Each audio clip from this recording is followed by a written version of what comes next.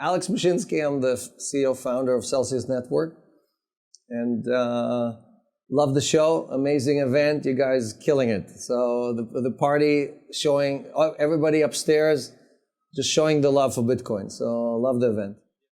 Voice over Internet protocol. So before we had this amazing thing called the Internet, we used to make all of our transactions through the phone companies. And the phone companies were the toll collectors that basically enable us to call overseas or talk to our neighbors or anything else. And they used to charge $3 a minute to call your uncle in Europe or your cousin in Japan, right? And we replaced that with voice over IP, right? A peer-to-peer platform, a decentralized architecture that enables us to talk for free. So we went from $3 a minute to free. We went from using a toll collector, right, to basically using a free service. And now we're copying all of that. We're going from VoIP to MoIP, to money over IP, where we are replacing the need to work with banks who are toll collectors, who are exactly the same thing like AT&T or other phone companies, to the ability for us to transact directly without any fees. Or, for example, like Celsius does, earn interest, real interest, get cheap loans, bypassing all these institutions that dominate our lives. So can we go back a little bit? What is the Celsius Network? So the Celsius Network is an organization whose entire purpose is to act in your best interest. The problem we have today is that no one really acts in your best interest. Not your bank, not your insurance company, not your broker. None of these people are here to help you. They're all here to steal from you, to basically charge you fees. The more fees, the more they earn. And here in San Francisco, right, I mean, I was walking on the street yesterday back from our fancy event, thousands of people, homeless people on the street, right? Why are they on the street? Because they cannot earn fair living. They cannot, their money is not working for them. They have to work for the money. And whatever they work for has not changed. The amount of money they make hasn't changed in 20 years, right? So inflation has gone up, but the income has not. And it's because the banks are the ones who basically sucking the blood out of all of us, right? Last year, the 5 major banks in the United States earned $36 billion just on charging people for overdrafts, right? Anyone, you hit 1 cent of overdraft, you get a $30 fee. That amounted to $36 billion. JP Morgan, just one bank, earned $30 billion in profit because they don't pay any interest, zero interest, to half of the population that uses them. So these are the kind of things that are just abusive practices.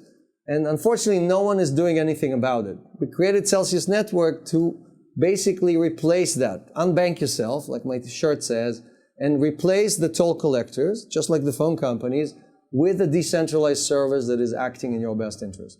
We've been live now for just over a year. We've paid millions of dollars worth of Bitcoin to our Bitcoin depositors. Yeah, can you explain that a little bit more? So we have an app, Celsius Network. You just download the app, you deposit your Bitcoin, you get paid 6% interest, annualized interest, right? Mm-hmm. A rainy day, a shiny day, it doesn't matter. You get every week, you get paid interest. It annualizes 6.1%. And in the process, we now have over $350 million worth of deposits. And on those deposits, we paid millions of dollars worth of Bitcoin.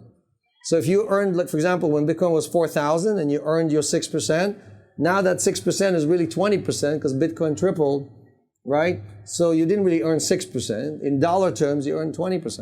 The other side of that is that before Celsius, if you wanted to borrow against your Bitcoin, right, you went to the bank, they laughed at you, right? They kind of kicked you out of the bank. But if you wanted to use somebody else, if you used Salt or if you used any of the other providers, they charged 18 to 24%.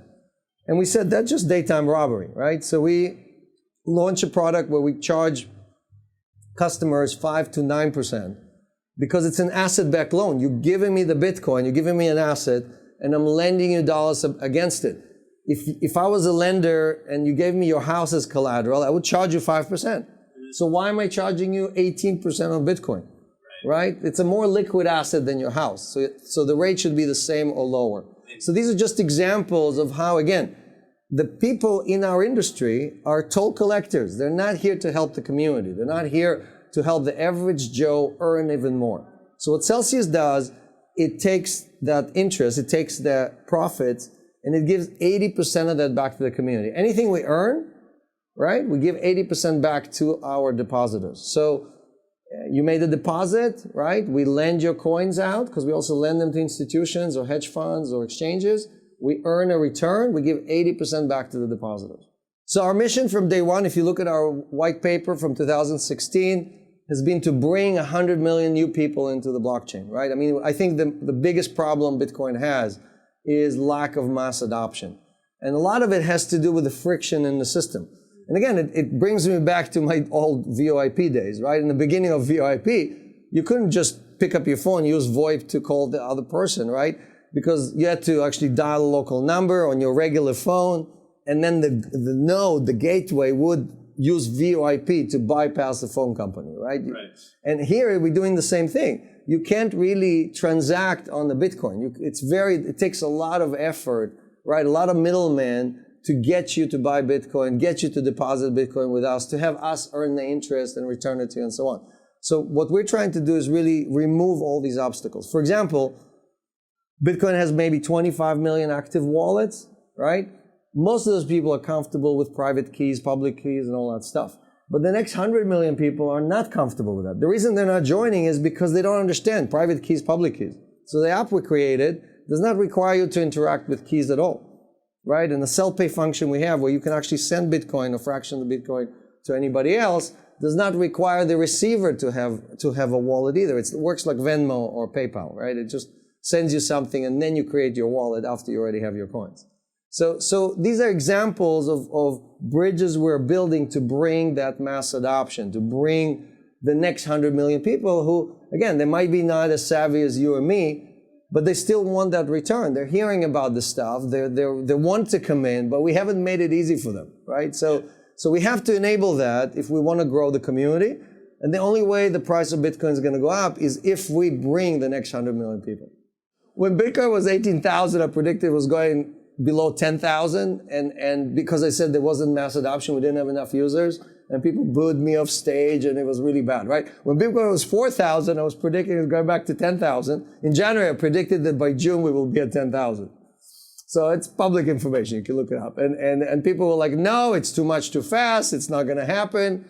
So two things, right? One is the reason we have this massive adoption, two things. One is the fight with China, the fight with other countries that we're having is causing a lot of risk in the system. And when there's risk, people are looking for non-correlated assets. Bitcoin is the best non-correlated asset. So again, if 1/10% of the money in the world is trying to get into Bitcoin just to capture that non-correlated position, that will double or triple Bitcoin by itself. On top of that, you have Facebook announcing a fake blockchain, right? From the people who brought you fake news and fake friends, now you get a fake blockchain. It's not a decentralized, open architecture, public blockchain. It's a private, right, centralized blockchain. So, but it's good for Bitcoin. Why is it good for Bitcoin? Because all the people who were on the sidelines who were afraid, seeing Facebook putting an endorsement on crypto, right? And it allows them to come in. Now they're willing to take that step that they were not willing to do before. So I think we're going back to high resistance level, 18 to 20,000, right? We're going to stop there. We're going to hit data several times, but then we're going to cross through it. And again, I said that on CNBC, we're going to hit 20 and 30,000 pretty soon, before the end of this year, because no one is selling. I haven't seen a single person here who's selling, and suddenly everybody turned into a hodler, right? I used to wear these hodler shirts, right, last year, and the people look at me and say, oh, bad idea, who came up with this thing, it's really bad. Now we have the hottest thing. Hodling in the Celsius wallet is like the new big invention. But you have to hodl during the hard time. That's where you make the real money. Buying in at 12,000, where you didn't want to buy it at 4,000, is not really showing your hodling skills. So I think 20,000 is going to be very strong resistance. A lot of people who get in at those levels are going to sell, right? Because they feel like, okay, I finally got my money back. And you're going to need this wave of new adoption, new users that, again, they're going to be driven by shows like this, by Facebook, by a lot of different, by application like ours that enable people, first timers, to actually earn money on their money or earn Bitcoin on their Bitcoin. And we got to break through that resistance. What's amazing is that there has not been almost any resistance, not at the 7,000 level, the 9,000, all those levels that all of the chart geeks who were like, think they know pricing, they're like predicting, it's retrenching 20%. Meanwhile, like doubled in the next 2 weeks, right? So I think they don't understand the dynamics here, right? And Bitcoin has a scarcity effect. It's a deflationary currency. We've never had a deflationary currency in the history of mankind. So predicting stuff based on your analysis of Facebook or Apple stock has nothing to do with this thing. So we need new tools and we need better understanding of these things to really be able to predict prices. What I'm telling you is what I see from our depositors. I'm seeing our average depositor has done 9 deposits, right? And each deposit has been bigger and bigger and bigger, meaning they're accumulating coins, right? And as the community grows, again, they're not selling anything, right? So that tells you the direction that we're going to.